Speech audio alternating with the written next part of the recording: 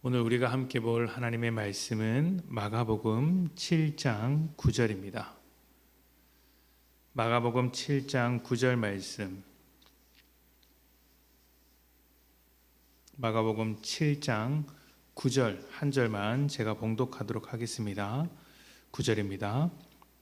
또 이르시되 너희가 너희 전통을 지키려고 하나님의 계명을 잘 저버리는도다.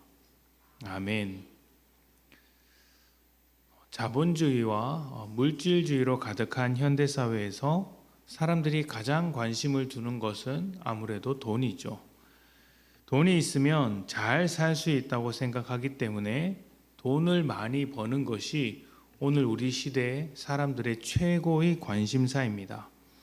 그렇게 돈을 벌면 어떻게 할까요? 좋은 집을 사고, 좋은 차를 사고, 또 좋은 옷을 입고 좋은 음식을 먹습니다. 또 좋은 곳에 여행을 다니면서 내 삶을 좋게 만들려고 합니다. 그런데 좋은 것을 많이 가지고 있다고 해서 그 사람이 좋은 사람이라는 말은 아닙니다. 반대입니다. 좋은 사람이면 아무리 안 좋은 것을 해도, 안 좋은 것을 가지고 있더라도 좋은 것이 될 수 있다는 이야기죠. 예를 들면 어떤 사람이 좋은 집을 샀다고 해봅시다. 다들 부러워하겠죠. 그런데 그 집에 살면서 싸우고 다투고 게으르고 엉망으로 살아간다고 한번 해보십시다. 그러면 그 집이 과연 좋은 집이라고 할 수 있겠습니까?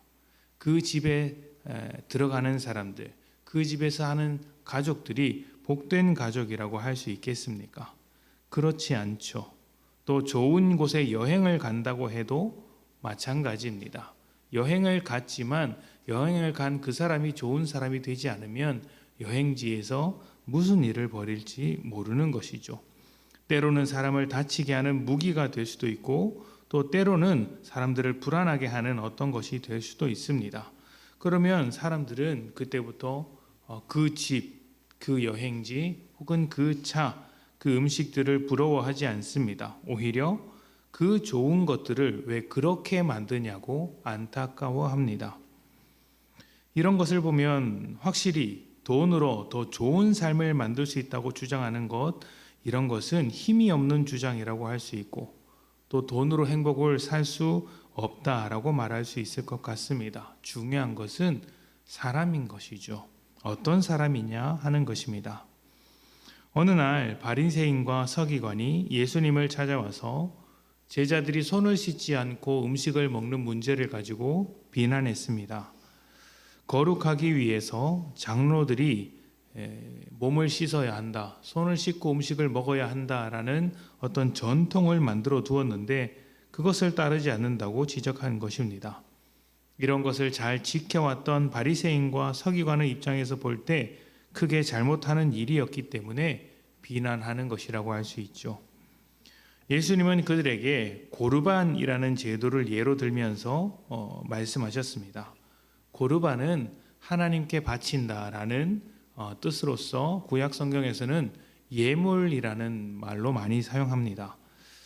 율법에 따라서 부모를 공경하고 보살펴야 하는데 사람들 중에서는 하나님께 바쳐야 할 예물, 고르반이다라고 하면서 부모에게 드릴 돈이 아니다, 이렇게 거절했던 것입니다. 이것이 겉으로는 고르반의 전통을 지키는 훌륭한 신앙인으로 보여질지 모르겠지만 사실은 부모를 공경하라는 하나님의 말씀, 그 하나님의 율법을 이렇게 지키지 않는 것이었고 그 중심에는 물질을 향한 탐욕이 가득해서 썩어 있었던 것입니다.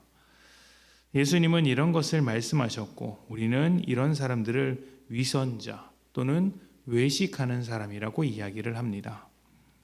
하나님께서 율법을 주신 것 그리고 말씀을 주신 것은 그 자체가 어떤 가치를 지니고 있어서는 아닙니다.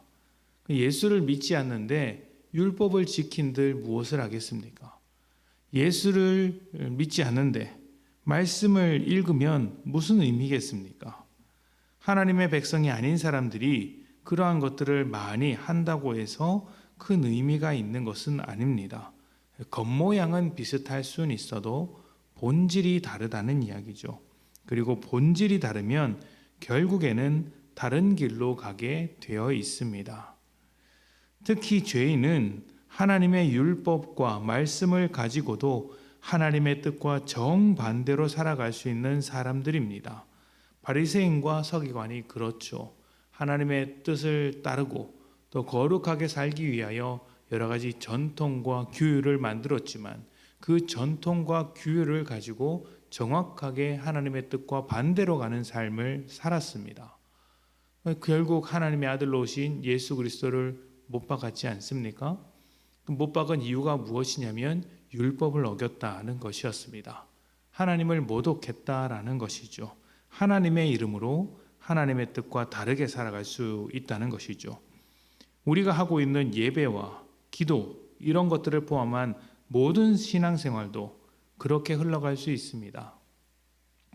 우리는 예배를 잘 드리고 기도를 잘하면 좋은 믿음을 가졌다고 여기거나 좋은 신앙인이다, 좋은 사람이다 라고 생각할 수 있겠지만 사실 예배를 통해서도 죄를 짓고 기도를 가지고도 죄를 지을 수 있는 것이 죄인입니다. 하나님께 드려야 할 예배를 나를 위해 드릴 수가 있고 하나님의 뜻을 묻는 기도가 아니라 내 탐욕을 묶어서 드리는 기도가 될 수도 있는 것이죠. 또 예배 생활을 잘하고 기도를 잘하다 보니 그 잘하는 것으로 잘 못하는 사람을 정죄할 수도 있습니다. 또 내가 잘한다고 생각해서 교만할 수도 있는 것이죠. 그 좋은 것을 많이 가지고 많이 해도 결국 사람이 좋아야 좋은 것이듯 신앙생활도 죄인의 모습으로 하는 것이 아니라 하나님 안에서 예수를 믿는 자답게 할 때 비로소 의미가 생긴다고 할 수 있습니다. 진짜 거룩하게 살아갈 수 있는 것이죠. 자, 그렇다면 우리는 어떻게 해야 하겠습니까? 죄인과 다른 마음으로 하나님 앞에서 겸손해야 합니다. 나를 드러내기 위한 신앙이 아니라 하나님 앞에서 철저하게 내려놓으며 살아야 합니다. 나를 중심으로 세우지 않도록 하나님 중심으로 살아가도록 해야 합니다. 하나님의 마음과 생각을 우리 속에 가득 채울 때 비로소 우리의 신앙생활이 신앙생활다울 수 있는 것이죠. 좋은 것을 많이 가지면 풍족한 삶을 누릴 수 있듯이 신앙생활을 잘하고 또 충분히 하면 풍족한 은혜를 누릴 수 있습니다. 하지만 그 안에 있는 사람의 마음이 어떠냐에 따라서 그 좋은 것들을 나쁜 것으로 만들 수 있다는 것도 기억하셔서 하나님 앞에서 겸손히 하나님의 마음과 생각을 따라 우리에게 주신 이 은혜들 신앙생활을 잘하며 풍성한 은혜 가운데 살아가시기를 축복합니다. 우리 함께 기도하겠습니다.